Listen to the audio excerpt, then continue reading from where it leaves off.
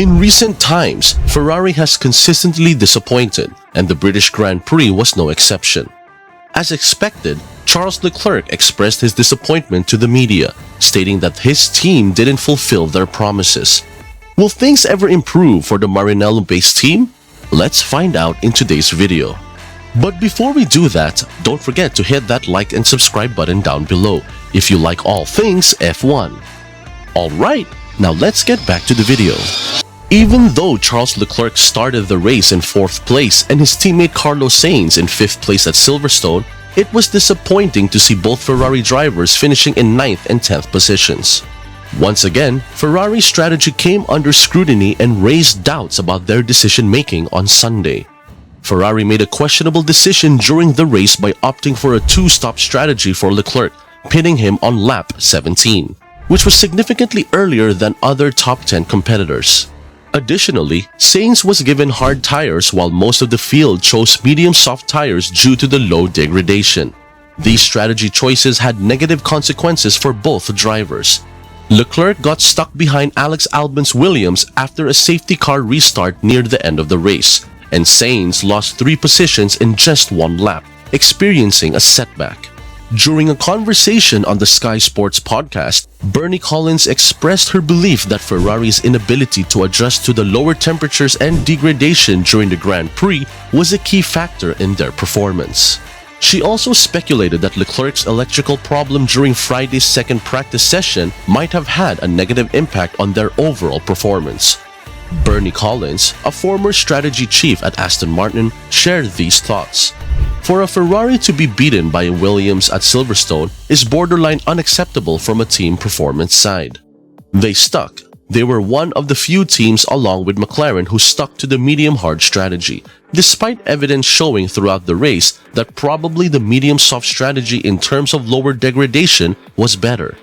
And I tried to find reasons from my strategy head as to why. Why did they stick so strongly to that strategy? And there was a few contributing factors for me. So, one is Leclerc didn't do any running on Friday in the FP2 session, so they've no long-run data. They were down to 1 car getting long-run data on new constructions, and instantly on Friday for Carlos, there was very high degradation on the soft. When you compare it to someone like Mercedes, I think we've spoken many times in the past about this high deg that Ferrari seemed to be carrying, and that was evident on Friday.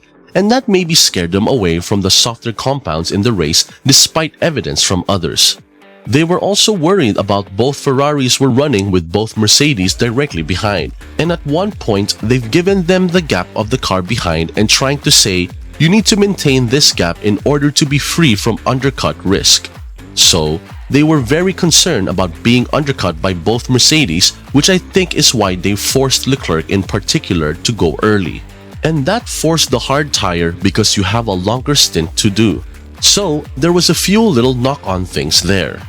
Leclerc found himself in a difficult position as none of his competitors fell into the same pit stop trap and opted to stay out on the track. Consequently, he became the only driver within the top 10 who had to make an extra pit stop when the safety car was deployed, caused by Kevin Magnussen's stranded hearse. Collins further commented on this situation. Then it's interesting.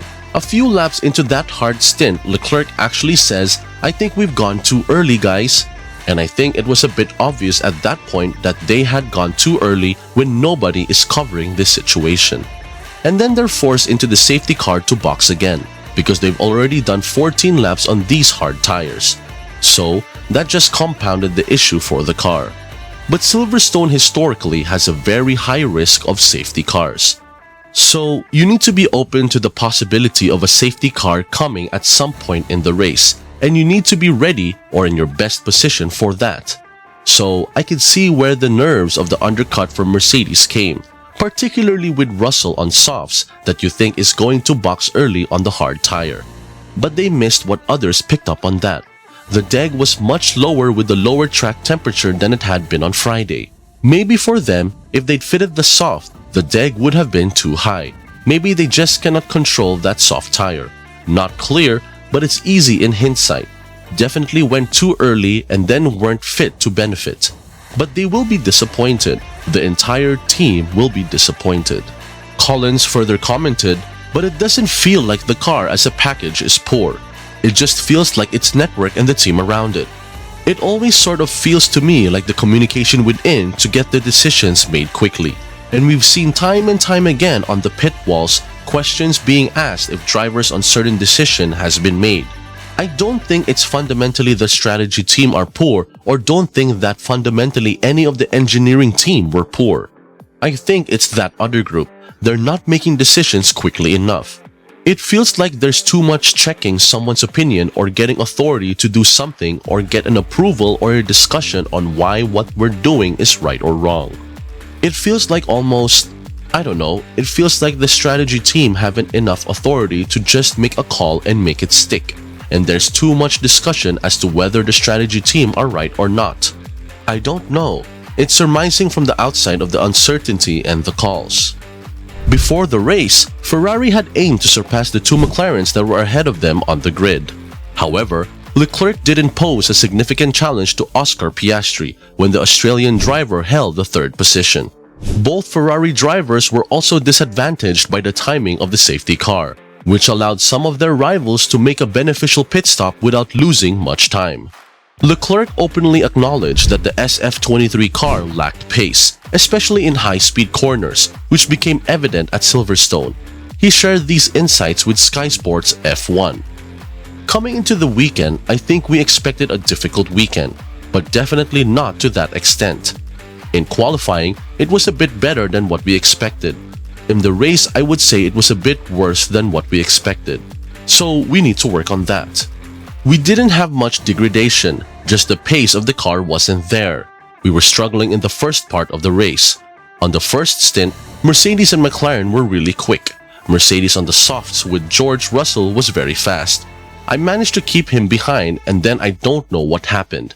I don't know why we pitted so early, but I don't have the full picture on that. That put us on the back foot because everyone else continued a lot on the medium tire that didn't have much degradation. I tried to stay pretty much at the same lap times that the guys were still out on the old medium to then push once they stopped. But then they stopped during the safety car and gained all the positions.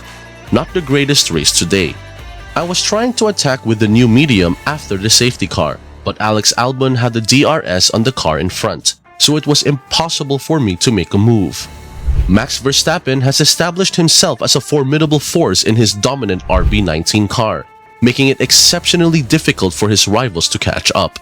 Despite this challenge, Charles Leclerc remains determined to take on the defending champion. He relies on support from Ferrari, especially with the recent updates and improvements made to their car. However, Leclerc faces not only the limitations of the subpar SF23 car, but also the persisting weakness of Ferrari's strategy. The team has cost themselves valuable points this season due to miscalculated strategies, and regrettably, it seems that they have not learned from their past mistakes. Despite the frustration caused by Ferrari's strategy issues, Leclerc maintains a strong determination to recover and face the challenge presented by the two-time world champion Max Verstappen. The 25-year-old driver openly acknowledged Red Bull's current dominance in Formula One. However, he also revealed his personal goal, stating, "Red Bull is a bit too quick, but if there's an opportunity, count me in. I will go for it. My mentality has always been to push at the maximum and not leave anything on the table." The effectiveness of Ferrari in maximizing Charles Leclerc's potential is still a matter of uncertainty. There are questions regarding whether the team has been able to fully utilize his talents. Some may wonder if Leclerc is investing his time and dedication in a team that may not be fully capitalizing on his abilities. Can Ferrari overcome their ongoing strategy issues and provide Charles Leclerc with the platform he needs to showcase his true potential? Is Charles Leclerc's dedication to Ferrari justified considering the challenges and limitations he has faced with the team? Let us know in the comments below. And as always, thank you for watching, and we'll see you in the next video.